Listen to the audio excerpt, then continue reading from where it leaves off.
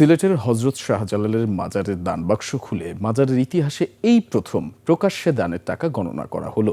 মাত্র ৩ দিনে দানবাক্সে পাওয়া গেল ১৭,৬৫,০০০ টাকা। আর মাজারের ড্যাগে মিলেছে ডলার, পাউন্ড ও স্বর্ণালংকার। সিলেটের আলোচিত জেলা প্রশাসক সারওয়ার আলম তার দায়িত্ব ছাড়ার আগে আজ দানবাক্সের টাকা প্রকাশ্যে গণনার ব্যবস্থা করেন। দায়িত্ব ছাড়ার আগে পরিষ্কার বুঝিয়ে দিয়ে গেলেন দান বাক্স থেকে বিপুল পরিমাণ অর্থ আদায়ের বিষয়টি। সিলেট বিভাগীয় প্রতিনিধি ওয়েস্ট খসরুর রিপোর্ট জানাচ্ছেন সমর ইসলাম। গত বছরের আগস্ট মাসে পাথরকাণ্ডের উত্তাল সময়ে সিলেটের নতুন জেলা প্রশাসক হিসেবে এসেছিলেন ভ্রাম্যমাণ বিরোধী আদালতের আলোচিত ম্যাজিস্ট্রেট সরোয়ার আলম। তাকে ঘিরে প্রত্যাশার পারদ সিলেটে তুঙ্গে ছিল।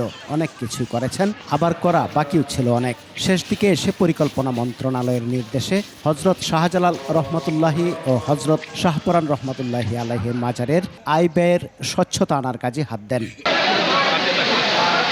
বৃহস্পতিবার তিনি সরকারি আয়ত্তে নেন মাজারের দান বাক্স। এ নিয়ে সিলেটে আলোচনা তুঙ্গে ওঠে।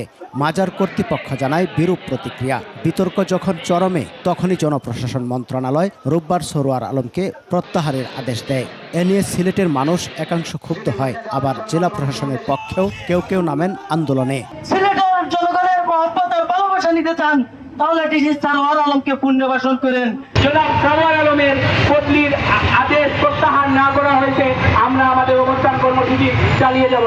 বিদায়ের ঠিক পূর্ব মুহূর্তে সোমবার দুপুরে দরগায় যান ডিসি সরোয়ার। তার নির্দেশে মাজারের দানবাক্সের দায়িত্বে থাকা অতিরিক্ত জেলা প্রশাসক সোহেল রানা খোলেন দানবাক্স ও ড্যাগের তালা। এরপর তা প্রকাশ্যে গণনা করা হয়। হিসেবে জানা যায় দরগায় ৩ দিনের আয় ১৭,৬৫,০০০ টাকা, আর ড্যাগে মিলেছে ডলার, পাউন্ড ও স্বর্ণালংকার। ১৭,৬৫,৫৪৯ টাকা। এছাড়া আমরা স্বর্ণালংকার পেয়েছি ৭ আনা স্বর্ণালংকার পেয়েছি। আমরা এটা আমাদের যে স্বর্ণকার আছে তাকে দিয়ে আপনাদের সামনে আমরা এটা পরিমাপ করেছি সবগুলো টুকরা। এদিকে এ ব্যাপারে সিলেটের দরগা কর্তৃপক্ষের কোনো বক্তব্য মেলেনি। তবে ভক্ত ও আশাকান পরিষদের নেতারা ক্ষুব্ধ প্রতিক্রিয়া জানিয়েছেন। আজকে আপনার ডিউটি করলো, আপনার বাড়ি করলো, আপনার মেহনত করলো, টোটালি আপনার মেহনতের টাকা যারা থাকবে তাদের মধ্যে ওই বেতন ভাতা বন্টন করে দেওয়ার পরে আপনি যা পাবেন তাই নিয়ে আপনি বাড়ি ফিরে যাবেন। সিলেট মাজারের দানের টাকা নিয়ে পক্ষে বিপক্ষে মতামত অনেক আগে থেকেই রয়েছে। তবে জেলা প্রশাসকের বিদায়ের মধ্য দিয়ে আপাতত পরিস্থিতি স্বাভাবিক হয়েছে মনে করছেন সিলেটের মানুষ।